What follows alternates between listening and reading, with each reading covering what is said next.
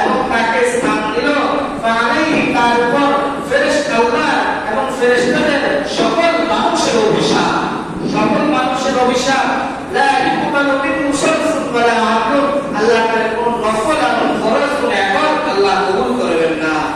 সহিহ বুখারী 3152 নম্বর হাদিস।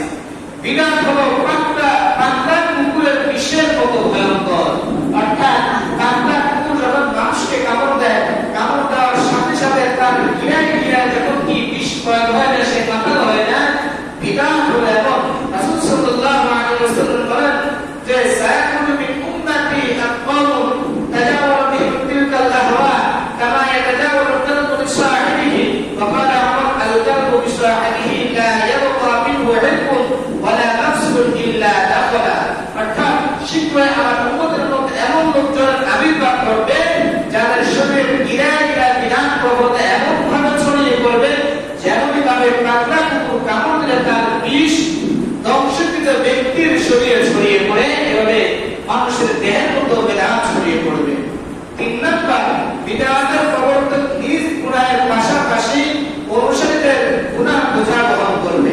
অর্থাৎ যে বিধান লিখতে হবে মানুষকে আপনি কল্যাণের দিকে ডাকেন, সেই ডাকার পরে যে সওয়াব পাবে আপনি সেই সওয়াব পাবেন, কিন্তু মানুষকে বিধানের দিকে ডাকেন, গুনাহের দিকে ডাকেন, ওই গুনাহগুলো বদলতে সেই গুনাহগার হয়েছে, সেই যে গুনাহ করেছে এই গুনাহ তার থেকে আপনাকে কম হবে না, সেই গুনাহের ব্যাখ্যা আপনাকে দেওয়া হবে, কিন্তু পরিমাণও কমানো হবে না। 4 নম্বর, বিধানে লিখতে হবে সুন্নত উঠিয়ে নেওয়া হয়। বিধানে লিখতে হওয়ার একটি মূল ক্ষতি হলো যে সুন্নতকে উঠিয়ে নেওয়া হয়। রাসূল সাল্লাল্লাহু আলাইহি ওয়াসাল্লাম বলেন, মা ইত্তাদাআ কওমুন বিদআতান ফি দীনিহিম ইল্লা নাযাআল্লাহু মিন সুন্নাতিহিম মিথলাহা সুম্মা ইউঈদুহা ইলাইহিম ইলা ইয়াউমিল কিয়ামাহ। আল্লাহ রাসূল সাল্লাল্লাহু আলাইহি ওয়াসাল্লাম বলেন, যখন সমাজের মধ্যে মানুষ বিদআত চালু করে, যখন সমাজের মধ্যে মানুষ বিদআত কাজ করে, তখন আল্লাহ তাআলা এই সুন্নতকে উঠিয়ে নেন এবং কি তা কিয়ামত পর্যন্ত সে সুন্নত আর ফেরত দেওয়া হয় না। কিয়ামত পর্যন্ত সে সুন্নতকে কি দেওয়া হয় না, ফেরত দেওয়া হয় না। 5, বিদআতের তওবা কবুল করা হয় না।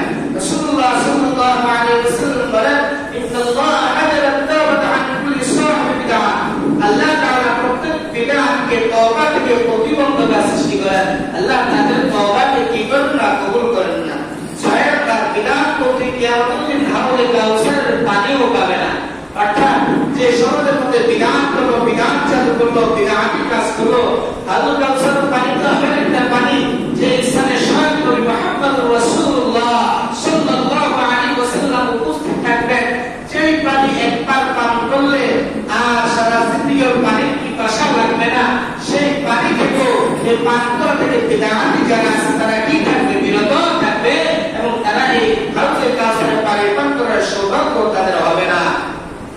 7 নম্বর, বিদআত জাহান্নামে যাওয়ার কারণ হবে। সমাজের মধ্যে কেউ বিদআত করে, সমাজের মধ্যে সে বিদআতি কাজ করে এবং ইসলামের মধ্যে নাই, শরীয়তের মধ্যে নাই, কোরআন হাদিসের মধ্যে নাই, তাহলে ওই ব্যক্তি কোথায় যাবে, জাহান্নামে যাবে। হাদিস শরীফে রাসূলুল্লাহ সাল্লাল্লাহু আলাইহি ওয়াসাল্লাম বলেন, ওয়া শাররুল উমুরি মুহদাসাতুহা ওয়া কুল্লু মুহদাসাতিন বিদআহ ওয়া কুল্লু বিদআতিন দালালাহ ওয়া কুল্লু দালালাতিন ফিন্নার। আল্লাহ রাসূল সাল্লাল্লাহু আলাইহি ওয়াসাল্লাম বলেন যে শরীয়তের মধ্যে নতুনত্ব কোন জিনিস সৃষ্টি করা বিদআত এবং প্রত্যেক বিদআত সে কোথায় পথভ্রষ্ট, প্রত্যেক বিদআতি পথভ্রষ্ট, ওয়া কুল্লু দালালাতিন ফিন্নার, আর প্রত্যেক যে পথভ্রষ্ট যে আছে সে জাহান্নামে যাবে। এই জন্য আল্লাহ পাক রব্বুল আলামিন আমাদেরকে জন্ম তারিখ এবং জন্ম দিবস এগুলো পালন করা, আল্লাহ রাসূল সাল্লাল্লাহু আলাইহি ওয়াসাল্লাম যে সমস্ত কাজ করেন নাই, আল্লাহ পাক রব্বুল আলামিন আমাদেরকে এই ধরনের শরীয়ত বিরোধী ইসলাম এবং শরীয়তের মধ্যে যে সমস্ত জিনিস নাই, আল্লাহ আমাদেরকে হেফাজত করুন। আমিন। ওয়া আখিরু দাওয়ানা